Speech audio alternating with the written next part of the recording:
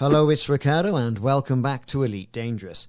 2025 has got off to a bit of a slow start. It's the 26th of February 2025 and nothing had come out of Frontier. But oh my goodness, after Frontier Unlocked, did it not come out?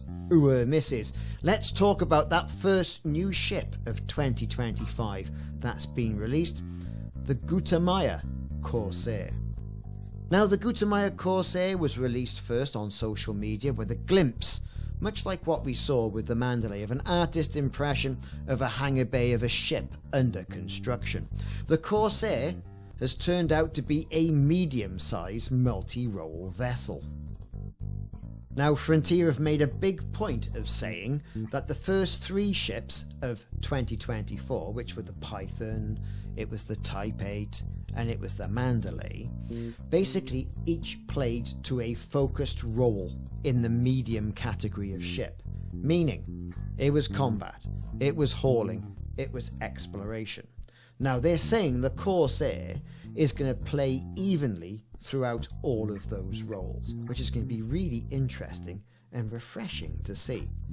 Let's take a good deep dive into the ship of what we've seen from the release. We've got some pictures, we've got some video. Let's have a good think about this ship.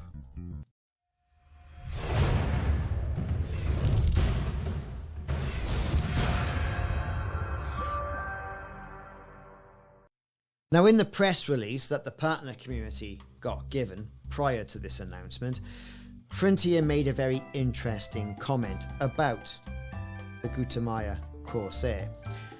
Why did they feel this was the correct next ship to enter the game? And they stated for this, they said, our first three ships last year covered each of the primary focus roles in the medium category. You had the Python, bit of combat. You had the Type 8, all of the hauling. You also then had the Mandalay that covered exploration. And yes, of course, we had the small multi-role ship for the anniversary, which was the Cobra Mark V. I love that ship, but that's not what we're talking about. So now they're saying the Corsair rounds out the medium roster with the final primary ship role. Now, does that mean it's going to be the final primary ship and we're going to move on to small or larger ships? Who knows? That's all we were said. So then, how did Frontier decide on the name the Corsair? Well, Gutamaya, like other manufacturers, has naming conventions for their ship. The Corsair follows this tradition, but with a more aggressive edge to the release of their first new ship in years with strength. And it does look very strong. Its curved beak looks like the beak of an eagle. Its swept wings, it looks like a bird of prey. It's a very aggressive looking ship, and I think the term Corsair really does speak to this. So the Corsair boasts an impressive maximum cargo capacity, which at the time of recording this video has not been disclosed.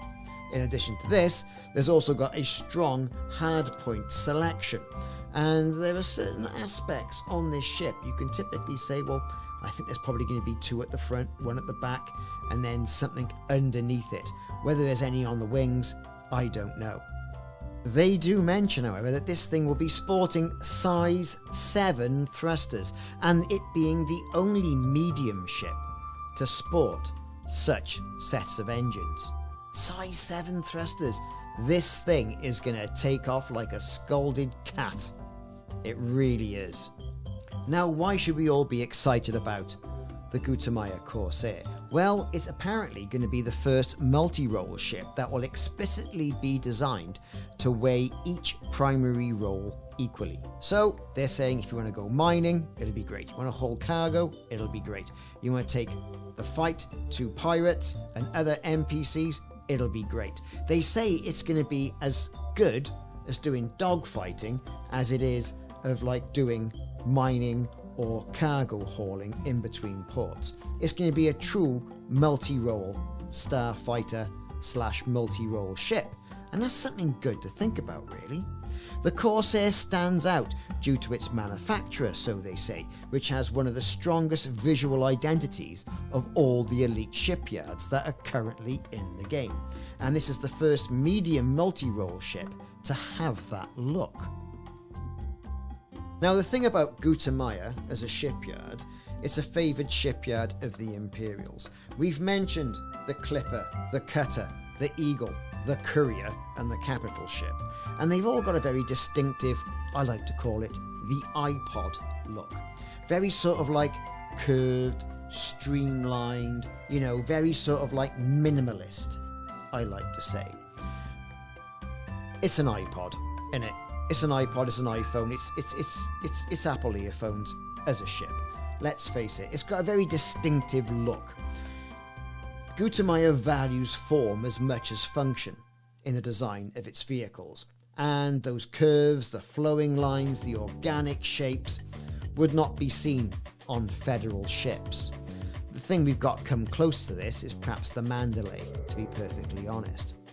So Frontier have also maintained the fact that this is going to be a three-hulled silhouette of a ship. Three hulls on that ship. It all follows on from those nice curvy designs.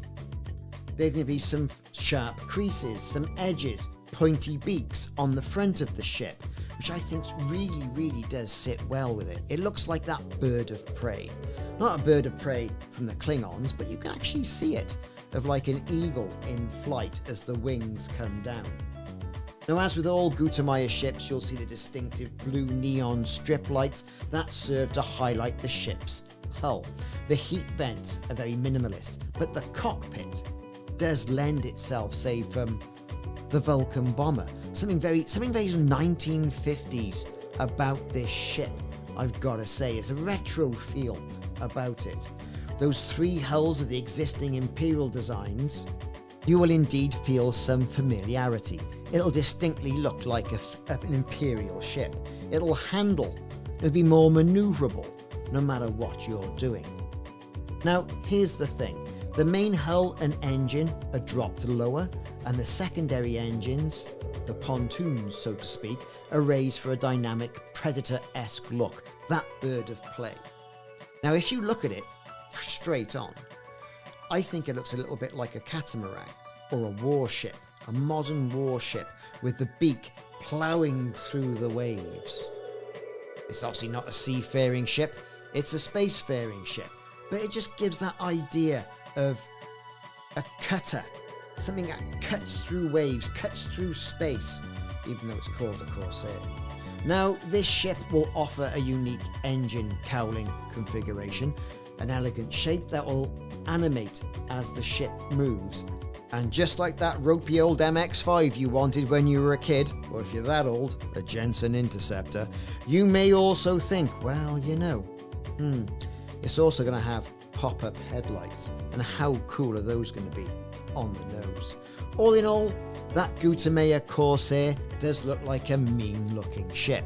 Is it going to be enough, however, to get you out of all the other medium ships that you've grown to love? If it's a true multi-role vessel, then I'm sure, as Frontier have stated, it'll be a compelling reason to get out of the other medium ships we had last year and jump into this one. I've been Ricardo. You let me know in the comments what you think of this Gutamaya Corsair. I think it looks quite nice, but then I would. But Class 7 engines, Class 7 thrusters I should be saying, that's gonna go like off a stick, if you know what I'm saying. See you soon.